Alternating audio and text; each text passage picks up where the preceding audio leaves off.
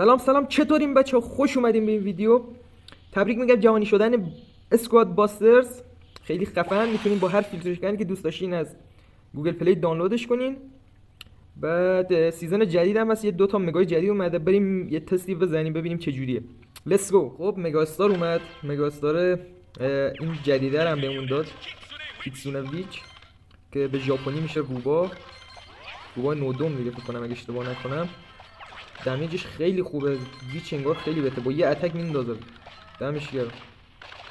اسکلتاش هم انگار بیشترن. آره اسکلتای بیشتری دارن. حالا نمیدونم قوی هستن یا نه، ولی از ویچ خیلی قوی ترن. این پیشرفته ویچه دیگه. خب یه بو. اون اسکلتاش دفند میشن، دفندر میشه، مدافع میشن. پشت سرشون سعی کنین چی بندازین، دورزن بندازین، خیلی خفن میشه، قوی میشه.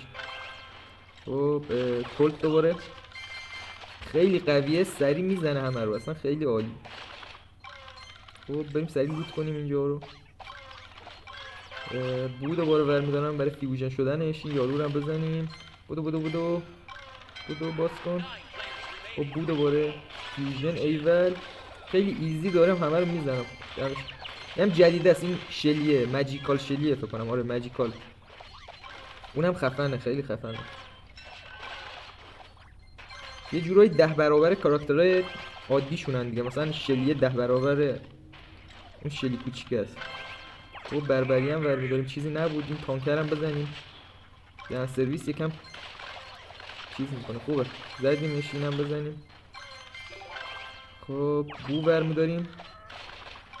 بو داشته باشیم راحت و ایزی چیا رو میزنیم، مونسترها رو میزنیم راحت.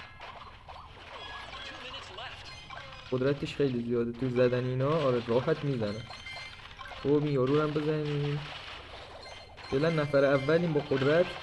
دوباره بو برمیداریم. اسکلتاش خیلی خوبن، اصلا راحت برات لوت میکنن.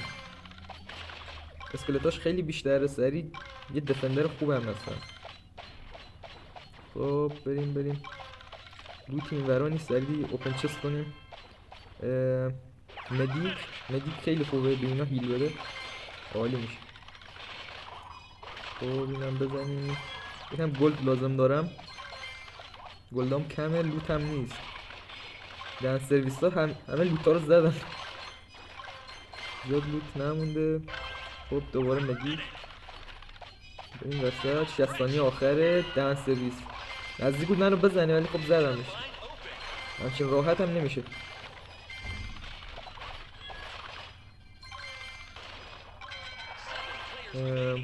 مورتیس برمیداریم. بو بسه. نفر سومیم. خب لوت هم نبود، اگر این لوت باشه خیلی سریع میریم جلو. این یارو رو بزنیم.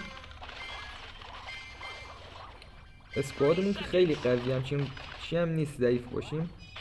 خب دوتا تیم اومدن بعد بکشیم کنار. این ورم یارو اسپل انداختن سرویس. نزن لاشی. اسپل انداخت دهنمون سرویس کرد. اسپل خیلی کار آمده. اسپل نداشته باشین تقریبا بازی رو میبازیم. میخواین درگیرشین حتما باید یه اسپلی یارو رو بزنیم. فکر کنم برسیم بالا. بودو تمام شد.